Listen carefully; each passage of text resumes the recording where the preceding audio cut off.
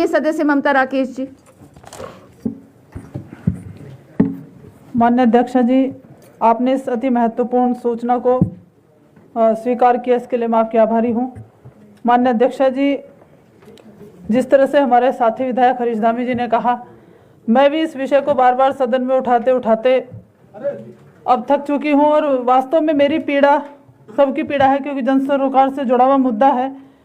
हम सदन में आज भी अपने दिवंगत नेताओं को, जिन्हें जनता अपना आदर्श मानती है और उनके जैसा रोल मॉडल बनना चाहती है, उन्हें सच्ची श्रद्धांजलि अर्पित कर रहे थे। लेकिन किसी भी नेता को सच्ची श्रद्धांजलि वही होती है जब उसके सपने साकार होते हैं, जो इस सदन के साथी रहे हैं, इनके साथी रहे हैं। सूचना से माननीय मंत्री जी भी अवगत हैं। अब पता नहीं माननीय मंत्री जी या सरकार की अंतरात्मा कब जागेगी जो गरीब जनता की पीड़ा को समझेगी, क्योंकि ऐसा कोई सत्र मुझे लगता है कि नहीं हुआ होगा जब मैंने इस विषय को नहीं उठाया होगा। लेकिन आज भी बड़े दुख के साथ कहना पड़ता है कि आज तक ये कार्य संपन्न नहीं हुआ है, जबकि पिछले सदन में माननीय मंत्री जी यहाँ मौजूद हैं। मुझे भी अति कष्ट होता है कहते हुए, मैं कहना नहीं चाहती कि उन्होंने भरे सदन में पूरे प्रदेश की जनता से वादा किया था कि दीदी अब आपको इस विषय को सदन में उठाने की आवश्यकता नहीं पड़ेगी। लेकिन फिर भी अति दुख के साथ और अपनी सम्मानित क्षेत्र की जनता के साथ, जो बहुत विश्वास के साथ मेरे दिवंगत पति और इस सदन के साथी को इस सदन में चुनकर भेजी थी, उसी भावना के साथ मुझे भी उन्होंने चुनकर के तीसरी बार विधायक बनाने का काम किया है। तो उनकी भावनाओं के साथ मैं खिलवाड़ नहीं कर सकती। इस विषय को उठाती रहूंगी जब तक ये कार्य पूर्ण नहीं होगा। विषय जनपद हरिद्वार के विधानसभा क्षेत्र भगवानपुर में मेडिकल कॉलेज की स्थापना न किए जाने से उत्पन्न स्थिति के संबंध में है। जनपद हरिद्वार के अंतर्गत विधानसभा क्षेत्र भगवानपुर प्रदेश का एक महत्वपूर्ण औद्योगिक क्षेत्र है। वहाँ पर 3 लाख की आबादी है।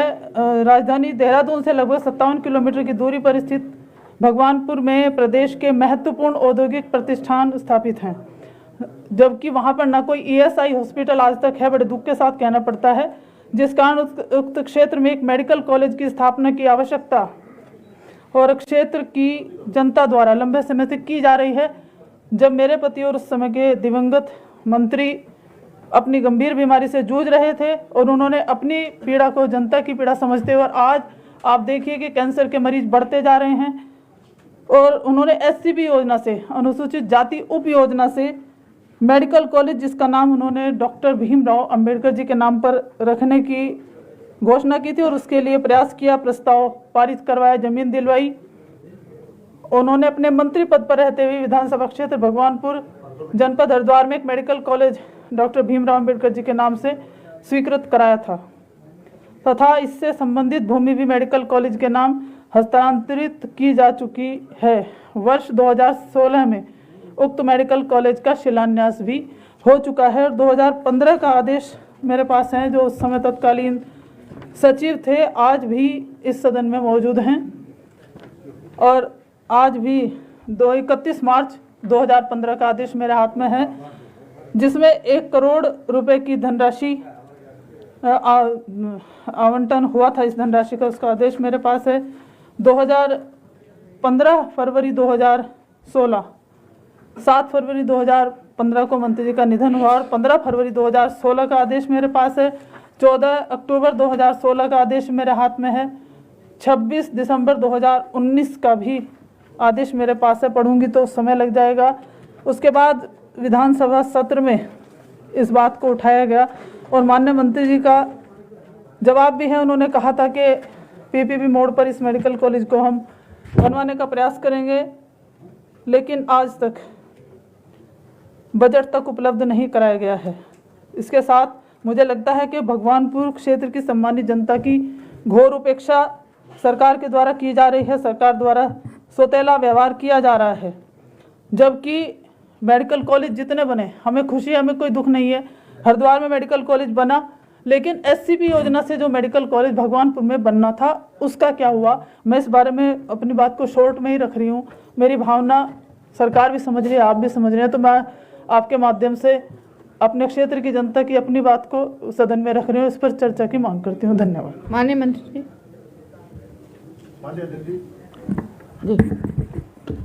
माननीय अध्यक्ष जी, माननीय श्रीमती ममता राकेश जी ने भगवानपुर स्थित BR अम्बेडकर मेडिकल कॉलेज के संदर्भ में पिछले सत्र में भी विषय को प्रमुखता से उठाया था और आज भी उन्होंने अपनी पीड़ा जाहिर की है। जो पत्र मेरे पास है माननीय अध्यक्ष जी, 14 दिसंबर 2015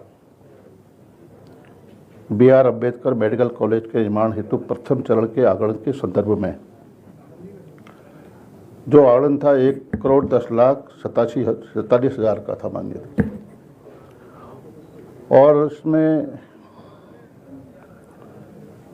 चिकित्सा शिक्षा उप सचिव को डायरेक्टर तत्कालीन डायरेक्टर कार्यवाही निदेशक ने एक पत्र जारी किया था। उसमें कहा गया था कि 1,10,47,000 की स्वीकृति दी जाए, इसको मंजूरी दे दी जाए।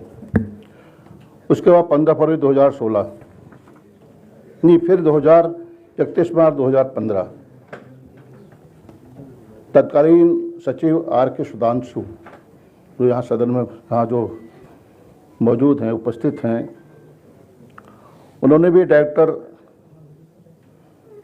चिकित्सा शिक्षा विभाग को पत्र लिखा और उन्होंने कहा मेडिकल कॉलेज हरिद्वार की स्थापना के लिए व्यय हेतु धनराशि अवमुक्त किए जाने की स्वीकृति दी जाती है।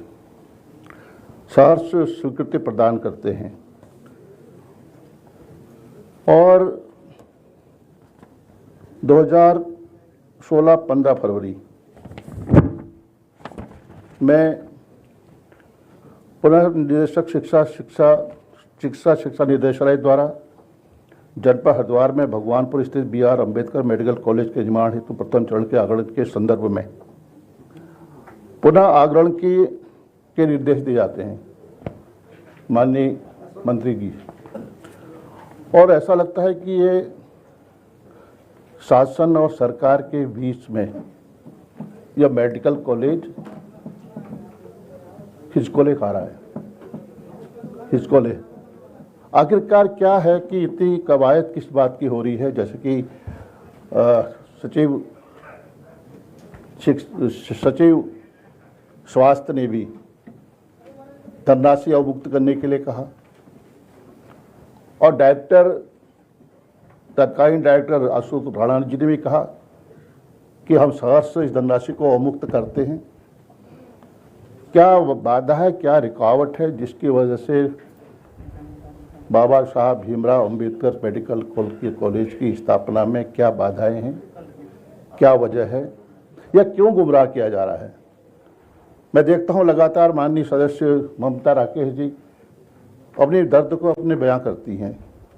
महिला हैं और वो चाहती हैं कि उनके स्वर्गीय पति जो सदन के सदस्य थे, माननीय मंत्री भी रहे सुरेंद्र राकेश जी, उनके सपने भी थे माननीय अध्यक्ष जी। तो हम चाहते हैं कि सरकार को इसका संज्ञान लेना चाहिए और स्पष्ट रूप से बताना चाहिए कि आखिरकार सरकार चाहती क्या है, कि मेडिकल कॉलेज की स्थापना होगी या नहीं। माननीय मंत्री जी।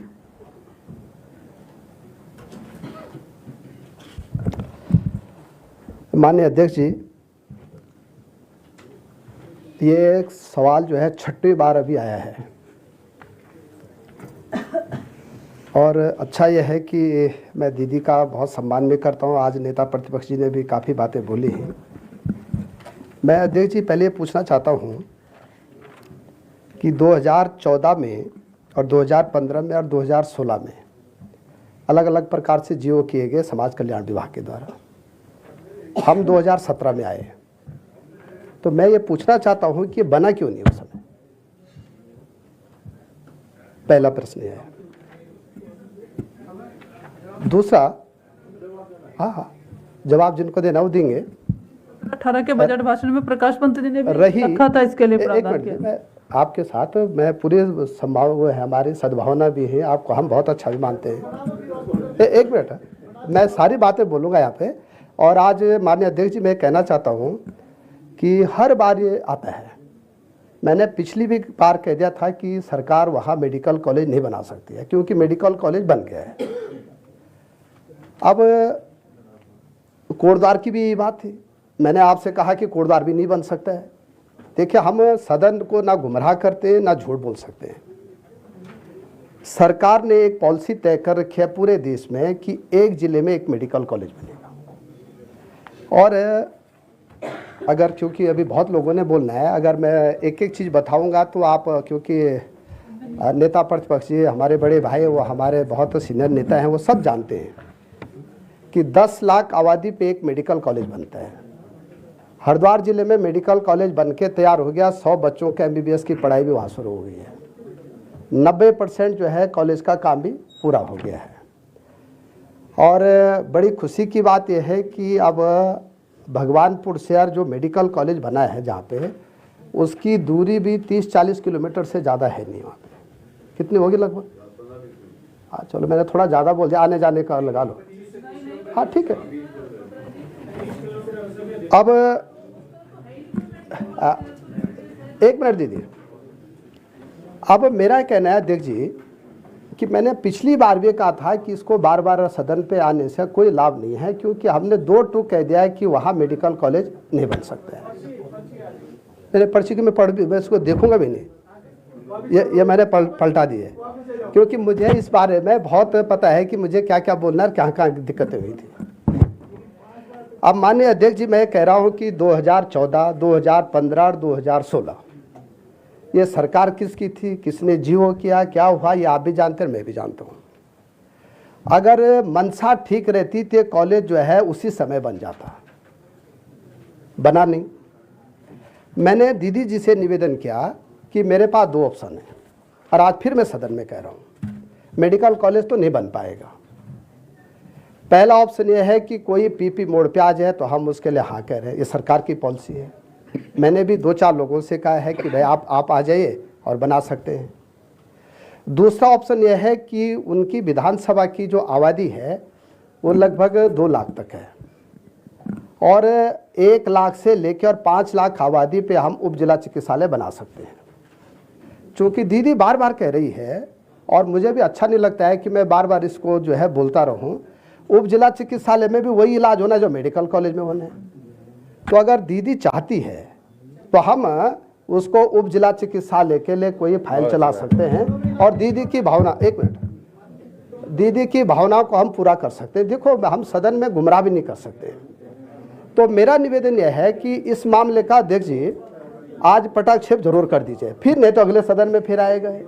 और हर बार मैं यही बोलता रहूंगा, दीदी फिर कहेगी भाई तुम कुछ नहीं करो। तो दीदी और भाई का जो रिश्ता है ये भी क्या हो रहा है, थोड़ा सी गड़बड़ा जा रहा है।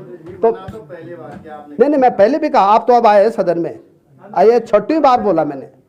मैं ये कह रहा हूँ, और मैं जो है अगर संभव होता तो मैं कभी मना नहीं करता हूँ, हमारी सरकार भी कभी मना नहीं करती है, मुख्यमंत्री जी भी नहीं करते हैं। हमारी भावना यह है कि भाई हम दीदी का भी सम्मान रखें, और कोई ना कोई, क्योंकि जो आपके पति थे स्वर्गीय सुरेंद्र राकेश जी, हम देखो हम भी भैया सदन में हैं, ऐसा पहले तो भगवान न चाहे किसी के साथ हो, लेकिन दीदी अगर कोई रास्ता निकल सकता है तो हम पे 2 ही ऑप्शन है, या तो हम कोई PP मोड़ पे आ जाए तो वो बना सकता है, और या हम उप जिला चिकित्सालय बना दे और उनके नाम पे जो है सरकार जो है उसको आगे बढ़ा सकती है। ऐसा कि हम मना थोड़ी कर रहे हैं। अब आज तो नेता प्रतिपक्ष जी भी कह रहे हैं तो हम उनकी भावना का भी कदर करते हैं कि वो कह रहे हैं, तो भाई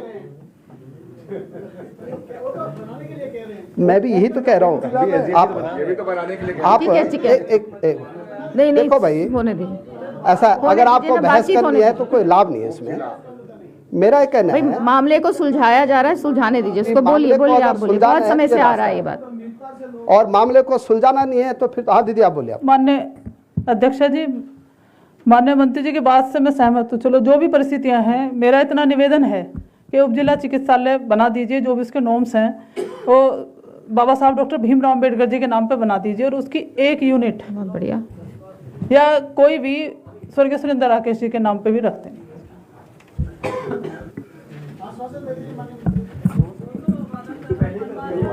ऐसा है, आश्वासन वहाँ दिया जाता है जहाँ की मानक न हो। जो वो मानक पूरे रखते हैं तो भैया सरकार तो कह रही कि हम मानकों के अनुसार काम करेंगे।